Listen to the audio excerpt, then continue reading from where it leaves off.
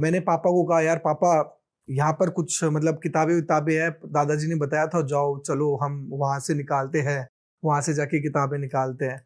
तो पापा ने भी बड़ा अप्रिशिएट किया। मेरे पिताजी बड़े मतलब जो कहते हैं ना सपोर्टिव इंसान थे। तो वो ले गए, हम दोनों ने मंदिर वंदिर को जो पीछे से खोला, गर्भद्वार खोला जो पुराना वाला था, और वहां से किताबें निकाली, उनकी हस्तलिपियां, जो नो डाउट परिवार में किसी को भी ज्यादा इंटरेस्ट नहीं था वो पढ़ने में, ठीक है, क्योंकि सब लोग अपने अपने काम धंधे में लग गए थे, प्रोफेशन में लग गए थे। मैंने वो चीजें निकाली, वो मैंने पढ़ना स्टार्ट किया। लगभग मान लीजिए मेरी एज उस टाइम 10वीं क्लास के बच्चे की एज लगभग मान लीजिए 14-15 साल के आसपास। हाँ, 13-14 साल के आसपास। तो वहां से मैंने पढ़ना स्टार्ट किया और पढ़ता रहा। मैंने कभी नहीं सोचा था मैं ज्योतिष बनूंगा, और उनका जो गूढ़ ज्ञान है, जो गुप्त विद्या है, शायद वो मेरे लिए छोड़ के गए थे। शायद कोई ना कोई भगवान का रूप होंगे। इंटरेस्टिंग, ठीक है। तो वहां से मैंने ज्योतिष की मेरी शुरुआत हुई, और नो डाउट धीरे धीरे बहुत लंबी जर्नी रही है मेरी। और उसके बाद में जब मैं 18-19 साल का था तो मैं बहुत कंफ्यूज हो गया था। मुझे ज्योतिष पूरी आ गई थी, मुझे हस्तरेखा, मुझे जन्म पत्रिका का ज्ञान हो गया था, लेकिन मेरी प्रिडिक्शन में एक्यूरेसी नहीं आती थी जब मैं 17-18 साल का था।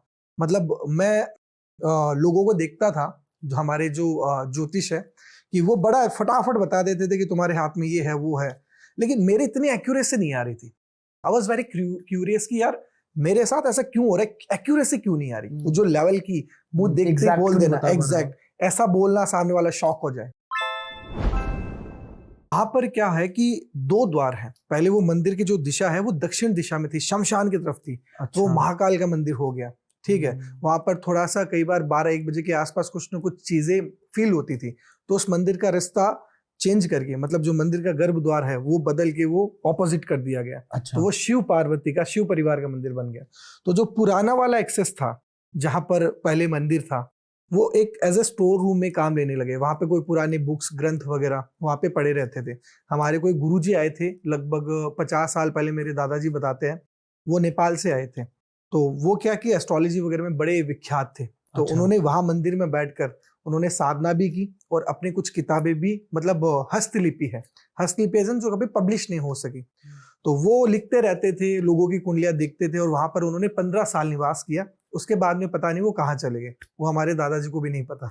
तो उनकी जो पुस्तकें हैं वो मंदिर के उस गर्भद्वार, जो पुराना वाले गर्भद्वार, वहां पर पड़ी थी। तो मैंने पापा को कहा, यार पापा यहाँ पर कुछ मतलब किताबें है, दादाजी ने बताया था, जाओ चलो हम वहां से निकालते हैं, वहां से जाके किताबें निकालते हैं।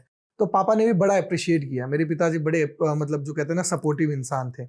तो वो ले गए, हम दोनों ने मंदिर वंदिर को जो पीछे से खोला, गर्भद्वार खोला जो पुराना वाला था, और वहां से किताबें निकाली, उनकी हस्तलिपियां, जो नो डाउट परिवार में किसी को भी ज्यादा इंटरेस्ट नहीं था वो पढ़ने में, ठीक है, क्योंकि सब लोग अपने अपने काम धंधे में लग गए थे, प्रोफेशन में लग गए थे।